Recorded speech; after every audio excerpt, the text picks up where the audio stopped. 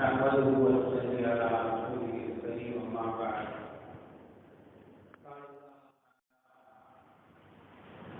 يا أيها الناس اعبدوا الله الذي يا أيها الناس اعبدوا ربكم الذي خلقكم والذين من قبلكم لعلكم تتقون. صدق الله العليم. அல்லாஹ்வின் பேரருள் பெருங்கருணை அல்லாஹ் தஆலா அனைவர்களையும் அவனை நம்பிய நல்லடியார்களுடைய கூட்டத்தில் சேர்த்தருளினார். அல்ஹம்துலில்லாஹ் அல்ஹம்துலில்லாஹ். அதிலும் குறிப்பாக அல்லாஹ்வுடைய பிரியமான நபி கண்மணி முஹம்மது ரசூலுல்லாஹி ஸல்லல்லாஹு அலைஹி வஸல்லம் அவர்களுடைய அருள் நிறைந்த உம்மத்திலே ஒரு அங்கத்தினராக ஆக்கி பாக்கியம் நிறைந்த இந்த ஜும்மாவுடைய நாளில் அவனுடைய இல்லத்தில் ஒன்று கொண்டிருக்கிறான். அல்ஹம்துலில்லாஹ் அல்ஹம்துலில்லாஹ். அன்பான பெரியார்களே, அருமையான சகோதரர்களே, அல்லாஹ்வை பயந்து அல்லாஹ்வால் அவர் தூதர் ஸல்லல்லாஹு அலைஹி வஸல்லம் அவர்களால் நம்மீது விதிக்கப்பட்ட ஏவல் விலக்கல் அனைத்தையும் ஏகமனதாக எடுத்து நடக்க வேண்டும் என்று என்னையும் உங்களையும் அன்போடு வேண்டிக் கொள்கிறேன். அல்லாஹ் தஆலா வழிவகுப்பாராக. ஆமீன் ஆமீன் யா ரப்பல் ஆலமீன். அன்பான சகோதரர்களே, அல்லாஹ் தஆலா அருள்மொழியில் யா அய்யுஹன் நாஸ் உஅ்புது ரப்பக்கும் அல்லதீ கலகக்கும் வல்லதீன மின் கப்லிக்கும் லஅல்லக்கும் தத்தகூன். மக்களே, உங்களை படைத்த ரப்பை நீங்கள் வணங்குங்கள். அவன் உங்களை மாத்திரமல்ல, உங்களுக்கு முன்னுள்ளவர்களான உங்களுடைய தாய் தந்தைகள் மூதாதையர்களையும் அவர்தான் படைத்தார். அந்த அல்லாஹ்வை நீங்கள் வணங்கினால் லஅல்லக்கும் தத்தகூன், நீங்கள் தக்வா செய்தவர்களாக ஆவீர்கள். இந்த வசனத்திலே தக்வா செய்வதற்காக வேண்டி நீங்கள் வணங்குங்கள், வணங்கினால் நீங்கள் தக்வா செய்யலாம் என்ற இரண்டு கருத்தை அல்லாஹ் தஆலா ஒன்றோடு ஒன்று பின்னில் பிணைத்து அல்லாஹ் தஆலா சொல்லித் தருகிறார். தக்வா என்றால் என்ன, வணக்கம் என்றால் என்ன? வணக்கம் இல்லாமல் தக்வா என்பது கிடைக்குமா, அல்லது தக்வா இல்லாமல் வணக்கம் என்பது வருமா என்று பார்த்தால் இரண்டையும் ஒன்றை ஒட்டு ஒன்றை பிரிக்கவே முடியாத முத்தலாசிம் என்ற அரபிலே சொல்லுவார்கள். பகல், அதாவது கொடி அசைந்தது, காற்று வந்தது, காற்று வந்ததும் கொடி அசைந்ததா, கொடி அசைந்ததும் காற்று வந்ததா, இரண்டும் ஒன்றோடு ஒன்று இணைந்தது. சூரியன் உதித்ததும் பகல் வந்ததா, அல்லது பகல் வந்ததும் சூரியன் உதித்ததா, இரண்டையும் ஒன்றை விட்டு ஒன்றை பிரிக்கவே முடியாது. அதே போல்தான் அல்லாஹ்வை வணங்குவதும் அல்லாஹ்வை தக்வா செய்வதும். தக்வா செய்வதற்காக வேண்டி வணங்குங்கள், வணங்குவதற்காக அதாவது தக்வா வணங்குவதற்காக வேண்டி நீங்கள் தக்வா செய்யுங்கள். தக்வாவும் வணக்கமும் ஒன்றை விட்டு ஒன்றை பிரிக்கவே முடியாது. அல்லாஹ் தஆலா வஅபுது வணங்குங்கள் என்று அல்லாஹ் தஆலா பொதுவாக சொல்கிறானே என்றால் வணக்கம் என்றால் என்ன என்பதை நாம் சற்று சிந்தித்து பார்க்க வேண்டும். ஒன்று, வணக்கத்துடைய அஸ்திவாரம். ஒவ்வொரு மனிதனும் தன்னை படைத்த அல்லாஹ்வை, படைத்த ரப்பை எஜமானாக ஏற்றுக்கொண்டு அடிமையாக இருக்க வேண்டும். அடிமைத்தனம்தான் வணக்கத்தின் முதல் படி. அடிமைத்தனம் இல்லை என்றால் வணக்கம் என்பது அது வெளிப்பட்டு வராது. ஆனால் அந்த அடிமைத்தனத்துடைய வெளிப்பாடுதான் வணக்கம். வழிபாடுகளாக, தொழுகையாக, நோன்பாக, கலிமாவாக, ஹஜ்ஜாக அவைகளெல்லாம் வெளிப்பட்டு வருகிறது. ஒரு எஜமானன் இருக்கிறார் என்றால் அவருக்கு அடிமைகள் இருக்கும். அந்த அடிமை முதலில் தான் அடிமை என்பதை ஒத்துக்கொள்ள வேண்டும். வணக்க வழிபாடுகள் அடுத்தது. ஆனால் 24 மணி நேரமும் அடிமையாக இவர் இருப்பார். ஆனால் அதே 24 மணி நேரமும் எஜமானனுக்கு ஊழியம் செய்து கொண்டு இருக்க மாட்டார். அதே போல ஒரு மனிதன் 24 மணி நேரமும் அவர் அடிமையாக இருப்பார். 24 மணி நேரமும் அவர் வணங்கிக் கொண்டே இருப்பாரா என்றால் இருப்பது சந்தேகம்தான். ஆனால் வணக்கம்தான் அடிமைத்தனம் என்று முடிவு செய்து விட்டார். 24 மணி நேரமும் வணங்கிக் கொண்டே இருக்க வேண்டும். 50 வகுப்பு தொழுகைதான் வச்சாங்க. 24 மணி நேரமும் வணங்க வேண்டும். இரவெல்லாம் வந்து வணங்க வேண்டும், பகலெல்லாம் நோன்பு இருக்க வேண்டும். ஆக இப்படிப்பட்ட ஒரு நிலை வந்துவிடும். 24 மணி நேரமும் ஒவ்வொரு மனிதர்களால் நம்மால் வணங்குவது இயலாத காரியம். நம்முடைய சுய காரியங்களும் இருக்கிறது. அது எப்படி வணங்குறதும் நமக்கு நம்ம சேகமாக சொல்லிக் கொடுத்திருக்கிறாங்க. ஏன்னா தரீக்கத்தில் வையத்து வாங்குவதுடைய நோக்கம் என்ன? யாது ஹக் அலத்தவாம் யாது ஹக். 24 மணி நேரமும் அல்லாஹுவை மறக்காமல் நினைத்துக் கொண்டே இருக்கக்கூடிய வித்தை அது. எப்படி நினைத்துக் கொண்டே இருக்க முடியும் என்ற அந்த கலையை படித்துக் கொடுப்பதுதான், அந்த கலையை படித்துக் கொள்வதுதான் தரீக்காவுடைய அசல் நோக்கம். ஒன்று. இரண்டாவது யாருக்கு ஹக்கு, இறைவனை அடைவது, அல்லாஹுவை அடைவது, அல்லாஹுவை நெருங்குவது என்ற அடுத்த ஒரு கான்செப்ட். இரண்டும் இணைந்ததுதான் தரீக்காவுடைய முக்கிய பாடம். அப்போ இந்த இடத்தில் அல்லாஹ் தஆலா வணக்கம் என்று சொன்னால் நம்பர் 1, ஒவ்வொரு மனிதனும் தன்னை அடிமையாக, நான் அல்லாஹ்வுக்கு அடிமையாக இருக்கிறேன் என்ற உறுதிமொழி எடுக்க வேண்டும். அந்த உணர்விலே இருந்தால் அவர் 24 மணி நேரமும் அடிமையாகவே இருப்பார். அடிமையின் வெளிப்பாடுதான் தொழுகையாக, நோன்பாக, ஜக்காத்தாக வெளிப்பட்டு வருகிறது. இது ஒரு அடிமை தன்னுடைய எஜமானனுக்கு கிதுமத் பணிவிடை செய்வதை போல, அவரிடத்தில் வெளியாகக்கூடிய கிதுமத்துகள் தான் வணக்க வழிபாடுகள் என்று நமக்கு தெளிவாக இந்த ஆயாத்தின் மூலமாக புறப்படுகிறது.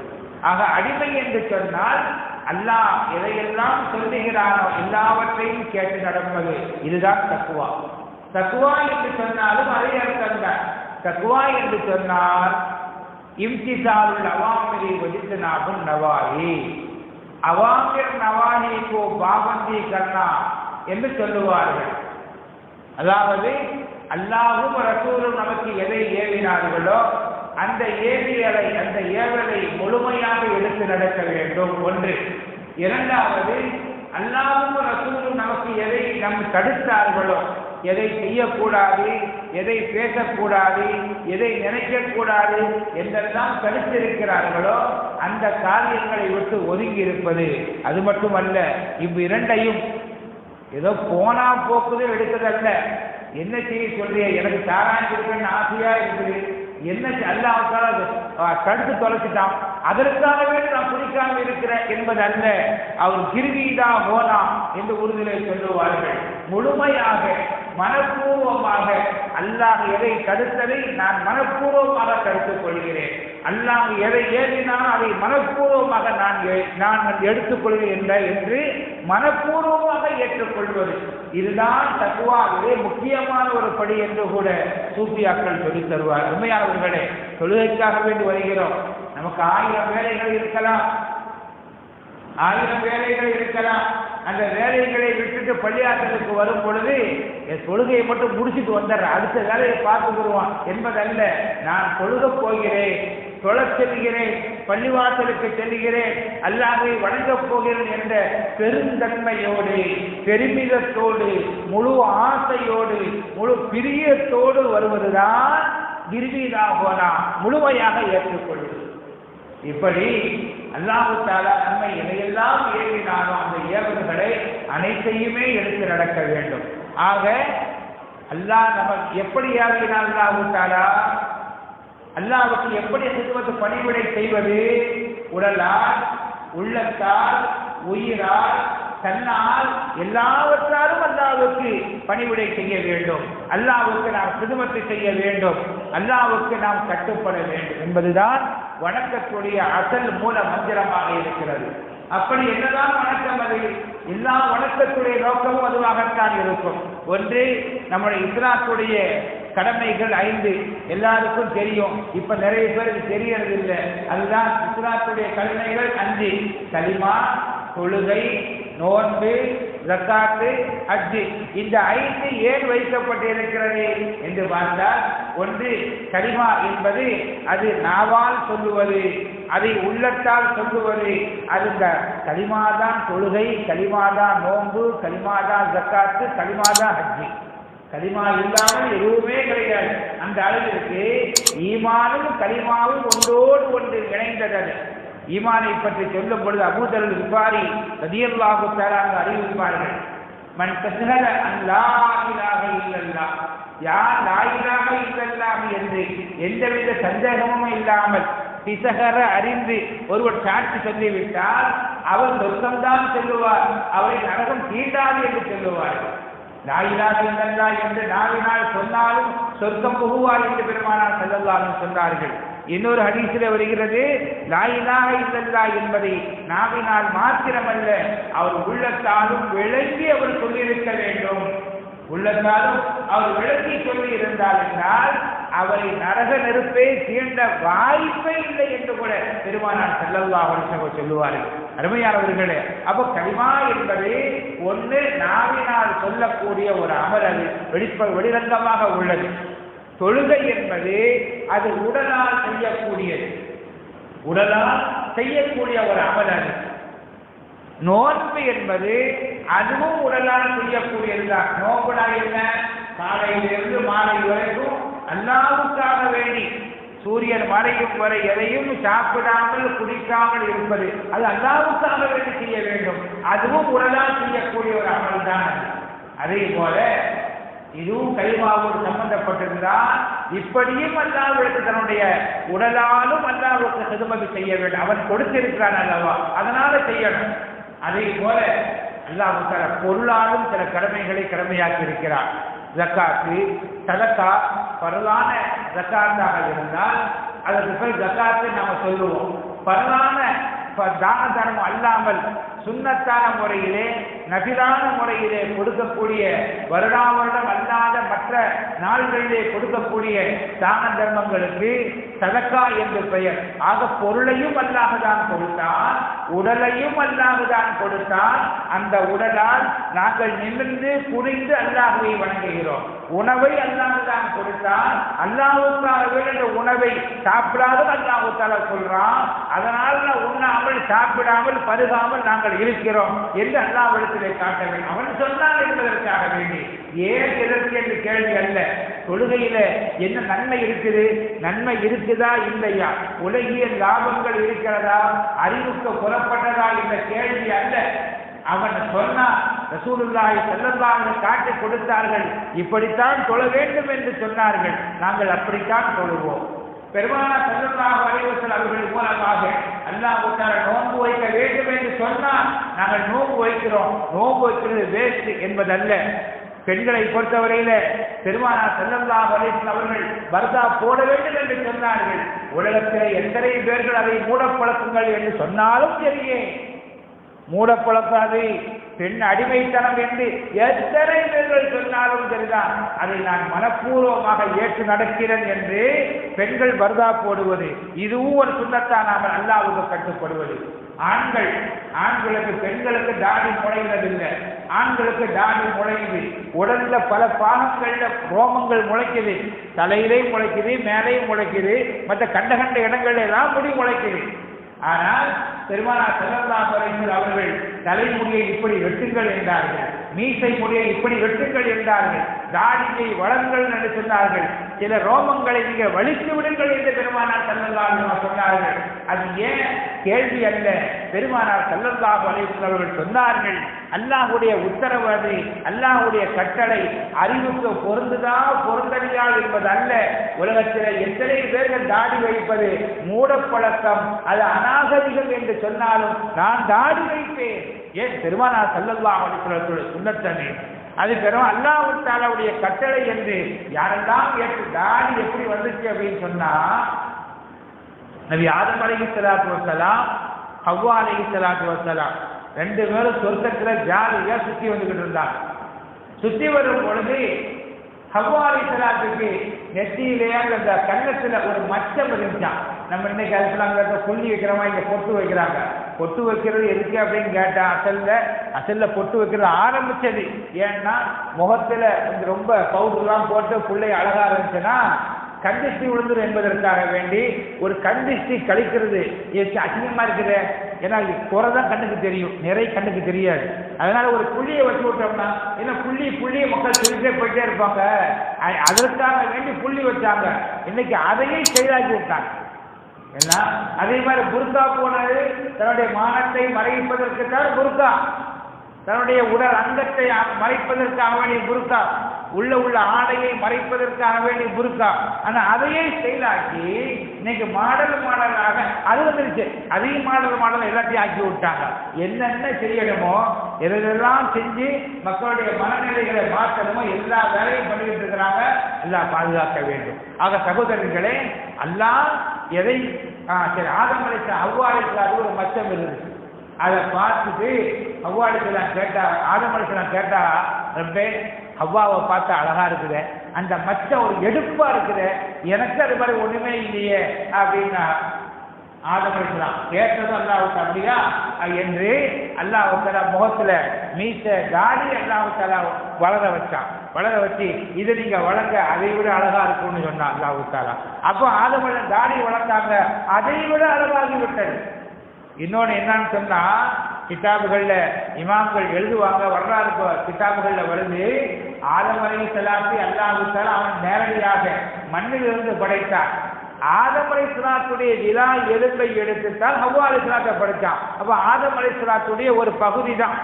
அதனால என்னன்னு கேட்டா, ஆண்களை பொறுத்தவரையில வயது ஏற ஏற ஏற அழகு கூடிக்கிட்டே இருக்கும். ஆண்களுக்கு வயது ஏற ஏற, சின்ன வயசுல ஆள் கருப்பா இருந்தாலும் வயசு ஏறுப்ப அவங்க வெளுப்பாயிடுவாங்க, நல்ல பழுத்த பழமாக ஆயிடுவாங்க. வயது ஏற ஏற அழகு கூடிக்கிட்டே இருக்கும். இது ஆண்களுடைய ஸ்டைல். அது பெண்களை பொறுத்தவரையில சின்ன வயசுல மேக்கப்பு போட்டோ மேக்கப்பு போடாமலோ பெண்கள் அழகாக இருப்பார்கள். ஆனா வயது ஏற ஏற அந்த அழகு குறைஞ்சிக்கிட்டே வரும்.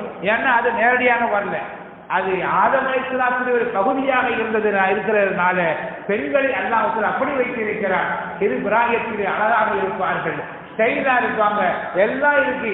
ஆனா ஆண்களை விட பெண்களுக்கு நோய்வாய் கம்மியாக தான் வரும். ஆண்களை விட பெண்களுக்கு நொடிகள் என்பது ரொம்ப கம்மி தான். ஆண்களுக்கு தான் அதிகமா வருது.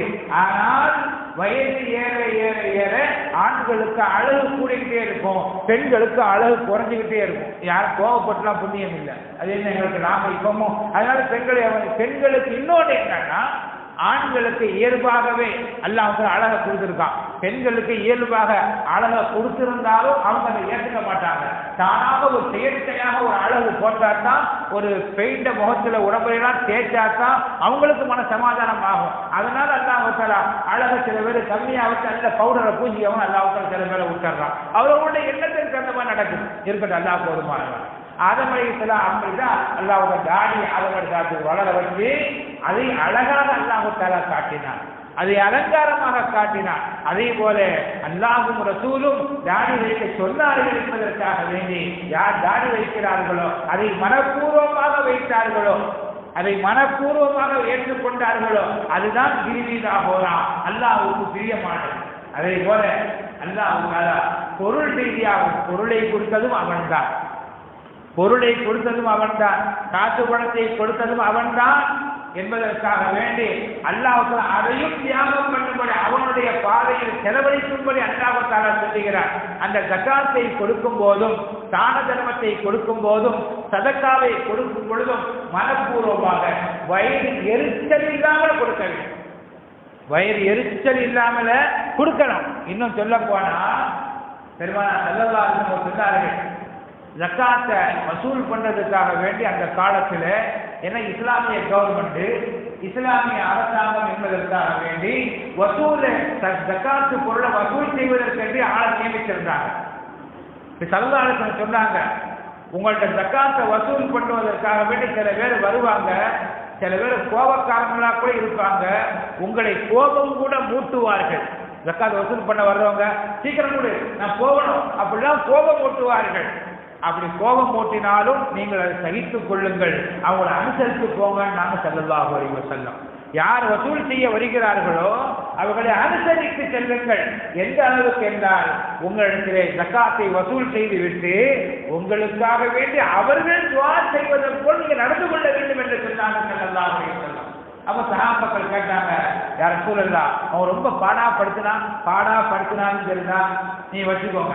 எங்கிட்ட அதிகமா கேட்டாலும் தெரிஞ்சா அதுக்காக எதையும் நீங்க மறைத்து வைக்காதீர்கள், கரெக்டா நீங்க கொடுத்துருங்க. நீங்க அவங்களை சமாதானப்படுத்துங்கள். ஜக்காத்தை வசூல் செய்ய வருபவர்களை அவர்களை மனத்தை புண்படுத்தாதீர்கள், அவர்களை பொருத்தமானவர்களாக நீங்க ஆக்கி உங்களுக்கு துஆ செய்யும்படி நடந்து கொள்ளுங்கள், அதுதான் உங்களுக்கு உகந்தது என்று சொன்னாங்க. இன்னைக்கு பள்ளியாசலுக்காக வசூலுக்கு போனாலும் சரி, சந்தா வசூலுக்கு போனாலுமே சரி, என்ன அடுத்த வாரம் பார்த்துக்கலாம், அடுத்த மாதம் பார்த்துக்கலாம், அடுத்த மாதம் சேர்த்துட்டாங்க, இதுல காசு எல்லாம் இருந்தாலும் சரிதான் வம்புக்கு அலக்கழிக்கிறாங்க. இந்த ஹதீஸை பார்த்து பெரிய அதிசயமாக, எனக்கு ஆச்சரியமாக, பயமாகவும் இருந்துச்சு. இந்த மாதிரி நம்ம மக்கள்கிட்ட இந்த செய்தியை சொல்லணும்னு ஹதீஸை பார்த்தோன்னே எனக்கு ஆசை வந்துச்சு. அருமையானவர்களே, அதனால பள்ளிவாசலுக்காக வேண்டி வசூலுக்கு வந்தாலும் சரிதான், ஏன்னா அது ஒரு முறை தானது, அதுக்காக வேண்டி வந்தாலும் அதையும் தயவு செய்து இழுத்தடிக்காது. இது பெருமானார் ஸல்லல்லாஹு அலைஹி வஸல்லம் அவர்கள் இழுத்தடிக்க கூடாது. வசூல் செய்ய வருபவர்களை மனது பரிபூர்ணமாக சந்தோஷமாக ஆக்குங்கள் என்று ஸல்லல்லாஹு அலைஹி வஸல்லம் அவர்கள் சொல்லியிருக்கிறார்கள். இருக்கட்டும் ஒரு பக்கம். அப்ப அதையும் நாம் அல்லாஹ்வுக்காக வேண்டி கொடுக்க வேண்டும். அதே போல ஜக்காத்து பொருளின் மூலமாக தன்னுடைய பணிவை, தன்னுடைய அடிமைத்தனத்தை அல்லாஹ்விடத்தை வெளிப்படுத்தி காட்டுவது ஜக்காத். பொருளும் உடலும் சேர்ந்ததுதான். அப்படிப்பட்ட ஒரு வணக்கம் இருக்காது ஹஜ் என்ற ஒரு வணக்கம். ஹஜ்ஜுக்கு போறதுனால காசு செலவழியத்தான் செய்யும். அது முன்னாடி 1 லட்சம் எப்படிலாம் இருந்து இப்போ பல லட்சமாக ஆகி போயிடுச்சு. ஒரு ஆள் ஹஜ்ஜு பல லட்சமா ஆயிடுச்சு. அப்படியும் பார்த்தா செய்யறாங்க மக்கள். இன்னைக்கு ஹஜ்ஜுக்கு போறது, உம்ராவுக்கு போறது, அது இபாதத்துக்கு அந்த எண்ணம் மாறி அது ஒரு டூரிஸ்ட் சுற்றுலா போற மாதிரியே ஒரு சூழ்நிலை ஏற்பட்டு போயிடுச்சு. நடுநிலையாளர்களுக்கு இது ஒரு சுற்றுலா தான் போறாங்களா, சுற்றி பார்க்க போற மாதிரியே போறாங்களே, ஹஜ்ஜுடைய முழுமை நியத்து இருக்கிற மாதிரி தெரியலையே, அந்த பக்தி இருக்கிற மாதிரி தெரியலையே என்ற மன கவலைகள் எல்லா இபாதத்துகளையும் வருமானம் பெருக்கிறதுனால ஆகிவிட்டாங்க. வருத்தத்துக்குரிய ஒரு செய்தி. அருமையானவர்களே, ஹஜ்ஜுக்கு போறதா இருந்தாலும் உம்ராவுக்கு போறதா இருந்தாலும் சில நிபந்தனைகள் இருக்கு. ஹஜ்ஜுக்கு ஒரு தடவை போயிட்டு வந்தா முடிஞ்சு, உம்ராவுக்கு போயிட்டு வந்தா முடிஞ்சது. சும்மா நான் வருஷம் உம்ராவுக்கு போறேன், நான் வருஷம் ஹஜ்ஜுக்கு போறேன் என்று போவது இருக்கிற, இது ஒரு தடவை செய்யறது ஃபர்லு, திருப்பி செய்வது நஃபிலு. ஆனா சொந்த பந்தங்களை கவனிக்காம விட்டுட்டு அவர் 50 தடவை உம்ராவுக்கு போறாரா, சொந்த பந்தங்களை கவனிக்காமல் விட்டு வருஷம் ஹஜ்ஜுக்கு போறேன்னு சொல்லி நிறைய பேர் போறாங்க. இது தப்பு. அல்லாஹ் உங்கள சிலர்களை ஹஜ்ஜுக்கே போகாம ஒரு ஹஜ்ஜை ஏற்றுக்கிறான். அஹ்மது பின் ஹம்பல் ரஹ்மத்துல்லாஹி அலைஹி அவங்க மிகப்பெரிய இமாம். அவங்க காலத்தில் அவங்க தான் பெரிய இமாம், உலகத்திலேயே பெரிய இமாமாக வாழ்ந்தாங்க. அவங்க ஹஜ்ஜுக்கு போறேன்னு சொன்னதோட பெரியவங்க ஹஜ்ஜுக்கு போறாங்க. அஹ்மது பின் ஹம்பல் ரஹ்மத்துல்லாஹி அலைஹி போறாங்க. அதனால ஒரு பெருங்கொண்ட கூட்டமே ஒன்று சேர்ந்துருச்சு. நாங்களும் இமாம் கூட வர்றோம், நாங்களும் ஒன்றை சேர்ந்து போகலாம், மசாயில் நிறைய சொல்லி தருவாங்க, நிறைய விளக்கங்கள்லாம் சொல்லுவாங்கன்னு சொல்லிட்டு மக்கள்லாம் ஒன்று சேர்ந்துட்டாங்க. குறிப்பிட்ட ஒரு நாள் எல்லாரும் இந்த நாளில் இந்த இடத்துக்கு வந்துடணும் சொல்லப்படுது. எல்லாரும் அந்த இடத்துக்கு வந்துட்டாங்க. ஆனா எதுமான வரக்காங்க. அஹ்மது ஹம்பல் ரஹ்மத்துல்லாஹி அலைஹி அவங்க மட்டும் அந்த இடத்துக்கு வரல. என்ன வரல, ஆள் அனுப்புறாங்க, நீங்க போங்க அப்படின்னு சொல்லிட்டாங்க. எல்லாரும் போயிட்டாங்க. இவங்க போகல ஹஜ்ஜுக்கு அந்த வருஷம். ஏன் போகல அப்படின்னு கேட்டா, வாக்குறுதிக்கு மாற்றிட்டாங்கன்னு சொல்லக்கூடாது. அவங்க ஹஜ்ஜுக்காக வேண்டி நிறைய காசு எல்லாம் சேர்த்து வச்சுட்டாங்க. ஹஜ்ஜுக்கு போறதுக்காக காசு பணம் சேர்த்து வச்சிருக்கிறாங்க. அந்த கட்டத்தில் இப்போ மாதிரி டிராவல்ஸ்ல மொத்தமா பணம் கட்டுறதெல்லாம் பழக்கம் இல்லை. அப்போ கையில காசை கொண்டு விட்டு அவன் நடந்து போக வேண்டிய, பாஸ்போர்ட் இல்லை, விசா இல்லை, அவன் போக வேண்டியது தானே. நம்ம எப்படி பக்கத்து ஊர் சென்னைக்கு போயிட்டு வரோமோ அந்த மாதிரி போறது, அப்படிதான் போகணும். அந்த கட்டத்தில் ஒரு நாள் அவருடைய சின்ன பையன், மகனோ பேரனோ வீட்டுக்கு அழுதுகிட்டே வர்றாங்க. சின்ன பையன் அழுதுகிட்டே வர்றாரு. ஏன்பா அழுதுகிட்டே வர்ற அப்படின்னு கேட்டான். யாருப்பா அடிச்சான்னு. நான் பக்கத்து வீட்டுக்கு போனேன். சின்ன பையன் சொல்றாரு, பக்கத்து வீட்டுக்கு போனேன், அந்த வீட்டில் கறி காய்ச்சி இருக்கிறாங்க, நான் கறி கேட்டேன், தர முடியாது போடான்னு போச்சுட்டாங்க என்று சின்ன பையன் அழுதுகிட்டே வர்ற. நம்ம என்ன சொல்லுவோம், ஆனால் சின்ன பையன் தானே, கொடுத்தா என்ன, இது கேட்போமா இல்லையா? இதே போல எஜமானவர்கள் அந்த வீட்டுக்கு போறாங்க. ஏமா சின்ன பையன் தானே கேட்டான், கொஞ்சம் கொடுத்தா என்ன அப்படின்னு சொல்லும் போது அவங்க ஒரு கதையை சொல்றாங்க. அதற்கு எஜமானே, உங்களுக்கு இந்த கறி உங்களுக்கு ஹராமுங்க. என்னம்மா ஹராமு? நாங்க பல நாளா பட்டினி, நீங்க நல்லா தான் இருக்கிறீங்க, நாங்க 3-4 நாளா பட்டினி கிடக்கோம், சாப்பிடுறதுக்கு வழி இல்லை, ஒண்ணுமே இல்லாம இருக்கிறோம். அப்படி இருக்கும் பொழுது நேற்று பார்த்து அந்த இடத்துல ஒரு செத்த ஆடு ஒண்ணு கிடந்துச்சு, அந்த செத்த ஆடை எடுத்துட்டு வந்து அறுத்து, ஏன்னா இந்த போல பட்டினியாக கிடப்பவர்களுக்கு செத்த ஆடும் கூட ஹலால், அது தேவையான அளவுக்கு சாப்பிட்டுக்கலாம், வயிறு நிறைச்சி அப்படிலாம் செய்யக்கூடாது. ஏதோ உயிரை பாதுகாத்துக் கொள்வதற்காக வேண்டி கொஞ்சம் சாப்பிட்டுக் கொள்ள அனுமதி இருக்குது. அதே போல நாங்கள் அந்த செத்த ஆடை கொண்டு வந்து அதை உரிச்சு அந்த கல்வியை நாங்கள் சாப்பிட்டு இருக்கோம். உங்க வீட்டு பையன் வந்ததுனால எங்களுக்கு இது ஹலாலு, உங்களுக்கு இது ஹராம் இல்லையா, அதனாலதான் தரமாட்டேன்னு சொன்னாங்க. சரி விசாரிச்சாங்க, ஏன் என்ன சாப்பிடல, எங்களுக்கு சம்பாத்தியத்துக்கு பண்ணது ஆள் இல்லை, எங்களுக்கு வசதி இல்லை அப்படின்னு சொன்னதோட தான் ஹஜ்ஜுக்கு செல்வதற்காக வேண்டி வைத்திருந்த பணத்தை அப்படியே கொண்டு கையில கொடுத்துட்டாங்க. இன்ஷா அல்லாஹ் அடுத்த வருஷம் அல்லாஹ் நாள்ல நான் போய்க்கிறேன் அப்படி விட்டுட்டாங்க. ஹஜ்ஜுக்கு போகல. அந்த வருஷம் ஹஜ்ஜுக்கு மக்கள் எல்லாம் போய் வருகிறார்கள். நிறைய பேர்களுடைய கனவிலே பெருமானார் ஸல்லல்லாஹு அலைஹி வஸல்லம் காட்சி கொடுத்து சொல்லுகிறாங்க, அஹ்மது பின் ஹம்பல் ரஹ்மத்துல்லாஹி அலைஹி அவர்களுடைய ஹஜ்ஜின் காரணமாக இவ்வாண்டு ஹஜ்ஜுக்கு வந்த அனைவர்களுடைய ஹஜ்ஜையும் அல்லாஹ் தஆலா ஏற்றுக்கொண்டார். யாருடைய ஹஜ்ஜின் காரணமாக? அஹ்மது பின் ஹம்பல் ரஹ்மத்துல்லாஹி அலைஹி அவர்களுடைய ஹஜ்ஜின் காரணமாக உலகத்தில் உள்ள யாரெல்லாம் ஹஜ்ஜுக்கு வந்தார்களோ எல்லாருடைய ஹஜ்ஜை ஏற்றுக்கொள்ளப்பட்டது அப்படி கனவு. ஆனா எதுவுமே போகவே இல்லை ஹஜ்ஜுக்கு. அந்த போயிட்டு வந்த மக்கள்லாம் ஹஜ்ஜு போயிட்டு வந்து சில நாள் கழித்து வந்து முசாஃபா செய்யறாங்க. வந்து உங்களோட ஹஜ்ஜுக்கு வந்தோம், ரொம்ப புண்ணியமா இருந்துச்சு. அவங்களாம் வந்து என்ன சொல்றாங்க, உங்களோட அந்த ஹஜ்ஜுக்கு வந்தோம், ரொம்ப புண்ணியமா இருந்துச்சு. அந்த இடத்துல இந்த விஷயத்தை நீங்க விளக்கி கொடுத்தீங்களே, இந்த இடத்துல எங்களுக்கு அரஃபாவை பத்தி சொன்னீங்களே, எனக்கு மினாவை பத்தி சொன்னீங்கன்னு சொல்லிட்டு சந்தோஷமா சொல்றாங்க. எஜமானவர்கள் பறக்க முடிக்கிறாங்க. நான் அந்த ஹஜ்ஜுக்கு போகவே இல்லையே, வந்ததாக சொல்லுகிறார்களே. அந்த இரவு அவர்கள் கனவிலே காண்கிறார்கள், முஹம்மது ரசூலுல்லாஹி ஸல்லல்லாஹு அலைஹி வஸல்லம் நீங்கள் செய்த நற்காரியத்தின் காரணமாக ஹஜ்ஜுக்கு வைத்திருந்த காசை ஹஜ்ஜுக்கு போகாம என் உம்மத்தில் இருக்கக்கூடிய முஸ்லீமான சகோதரர் அவர் பட்டினியா கிடக்கிறத கவனிச்சு அந்த காசத்தை கொடுத்தீங்களா இல்லையா, அது அல்லாஹ்வுக்கு பிடிச்சி உங்களை மாதிரி ஒரு மலக்க அல்லாஹ் ஏற்பாடு பண்ணி மக்காவுக்கு அனுப்பி உங்க சகாக்களுக்கு, உங்களுடைய சகோதரர்களுக்கு, உங்களுடைய மாணவர்களுக்கு பாடம் நடத்தக்கூடிய அல்லாஹ்வுக்கு தான் சொன்னார் முஹம்மது ரசூலுல்லாஹி ஸல்லல்லாஹு அலைஹி வஸல்லம். அருமையானவர்களே, அப்ப நாம சொந்த பந்தங்களை பாதுகாப்பதை விடவும் ஹஜ்ஜுக்கு முக்கியத்துவம் கொடுக்கிறோம். அதே மாதிரி சொந்த பந்தங்களை பாதுகாப்பதை விடவும் நம்ம உம்ராவுக்கு முக்கியத்துவம் கொடுக்கிறோம். இதெல்லாம் நம்ம தவிர்த்து தர வேண்டும். ஆக சகோதரி இருக்குன்னு கேட்டா, ஆக அல்லாஹ் தஆலா அவனுக்கு நாம் அடிமையாக இருக்கிறோம். அவன் கொடுத்த பொருள், அவன் கொடுத்த உடல், அவன் கொடுத்த நாவு, அவன் கொடுத்த உடல் வலிமை எல்லாவற்றையும் அவனுக்காக வேண்டி கொடுப்பதுதான், அதுதான் இபாதத்து, அதுதான் தக்வா. அல்லாஹ் உங்களை எப்படி கொடுக்க வேண்டும் என்று சொன்னாரோ அப்படி கொடுக்க வேண்டும். இதைத்தான் நபி இப்ராஹிம் அலைஹிஸ்ஸலாத்து வஸ்ஸலாம் அவர்கள் சொன்னார்கள், இன்ன ஸலாத்தி வ நுஸ்கி வ மஹ்யாய வ மமாத்தி லில்லாஹி ரப்பில் ஆலமீன். அல்லாஹ் என்னுடைய இன்ன ஸலாத்தி உடல் வணக்கம், வ நுஸ்கி என்னுடைய உள்ளத்தால் செய்யக்கூடிய வணக்கம், என்னுடைய உள்ளத்தால் செய்யக்கூடிய வணக்கம் இதுவும் உனக்கே சொந்தம். என்னுடைய நாவினால், உடலால், அங்க அசைவுகளால் செய்யக்கூடிய எல்லா அமல்களும் அது உனக்கே சொந்தம். தொழுகையும் என்னுடைய உடலால் செய்யக்கூடிய குர்பானியாக இருக்கலாம், மனதால் செய்யக்கூடிய எல்லாமே உனக்கு தான் பொருளால் செய்யக்கூடியது. ஹயாத்தி வ மமாத்தி, நான் உயிரோடு வாழ்வதும் நான் மௌத்தா போவதும் லில்லாஹி ரப்பில் ஆலமீன், அல்லாஹ்வுக்கே சொந்தம் என்று இப்ராஹிம் அலைஹிஸ்ஸலாம் சொல்லிட்டு லா ஷரீக லா, அந்த ரப்புக்கு ஈடு இணையே கிடையாது, ஈடு இணையே இல்லை. அவன் என்ன சொன்னானோ அதை நான் அப்படியே கட்டுப்படுகிறேன் என்று இப்ராஹிம் அலைஹிஸ்ஸலாம் சொன்னார்கள். அந்த வார்த்தை அல்லாஹ்வுக்கு பிடிச்சு குர்ஆன்ல அல்லாஹ் அந்த வார்த்தையை பதிவு செய்துவிட்டார். பெருமானார் ஸல்லல்லாஹு அலைஹி வஸல்லம் அந்த வார்த்தையை அவர்களுக்கு பிடித்து ஒவ்வொரு மனிதர்களும் தொழுகையை ஆரம்பிக்கும் போது இந்த தொழுகை அல்லாஹ்வுக்கு தான் ஓதணும் அப்படின்னு சாமி மதுரர்கள் கடமையாக்கப்பட்டிருக்கிறது. சாமி மதுரவுல தொழுகையுடைய ஆரம்பத்தில் இன்ன ஸலாத்தி வ நுஸ்கி வ மஹ்யாய வ மமாத்தி லில்லாஹி ரப்பில் ஆலமீன் லா ஷரீக லஹு வ பிதாலிக உமிர்து வ அன மினல் முஸ்லிமின், எல்லாரும் ஓதுமா இல்லையா? இப்படி ஓதக்கூடிய இந்த வார்த்தை அது இப்ராஹிம் அலைஹிஸ்ஸலாம் சொன்ன வார்த்தை.